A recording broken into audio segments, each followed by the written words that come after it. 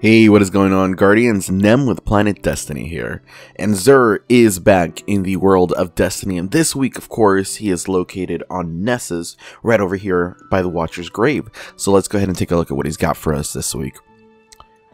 Alright, we got some interesting selections. We have the Skyburner's Oath Scout Rifle, the Dragon's Shadow Hunter Chest Armor, the Hallowfire Heart for the Titans, and the Sanguine Alchemy for the Warlock.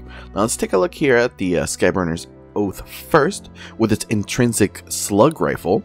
This weapon lobs large explosive-seeking slugs when you're firing them from the hip. When you're aiming down the sights, the slugs travel fast and straight with higher damage and a lower rate of fire. And the trait, it would be the For the Empire. This weapon is full auto, does extra damage to Cabal, and penetrates Phalanx shields. Now this is actually a pretty interesting scout rifle. It's pretty fun to use both PvE and PvP wise, to be honest. So when you fire from the hip, you get this pretty interesting arc.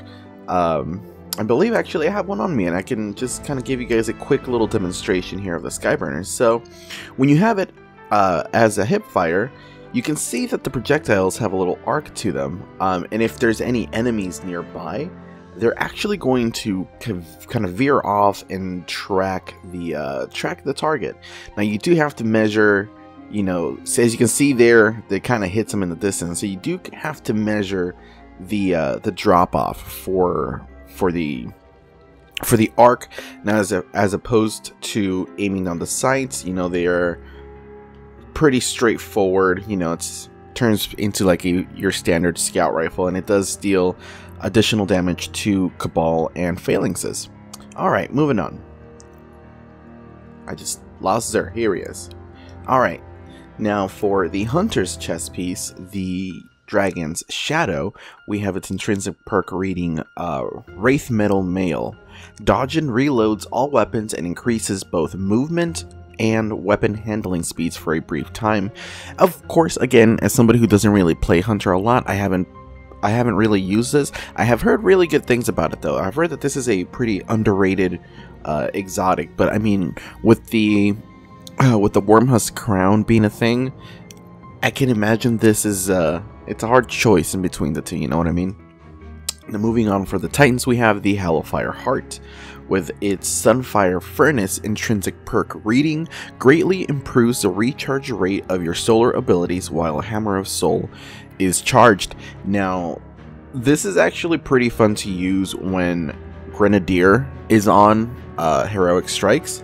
Once you have your super, this further increases the recharge rate of your grenades. So when you combine the two, you can actually get a pretty ridiculous recharge rate on your nades. And one of my personal favorites to use in PvE is the thermite grenade, and this makes it really fun to use, of course at the sacrifice of holding your super and not using it, but pretty fun nonetheless, and it's a really good looking exotic as well. Now finally, we have the Sanguine Alchemy for the Warlocks. Now this is actually a really cool chest piece.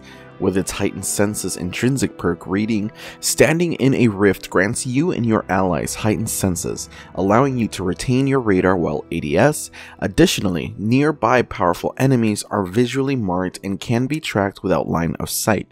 Now of course in the Crucible, powerful enemies is anybody in the Crucible. So if you are in a rift, any opponent that's 30 meters or closer to you will get tracked through a wall, and once they're tracked, it doesn't matter how far away they run, you will be able to track them and have a little cursor on them. And this is more of a PvP exotic than anything else.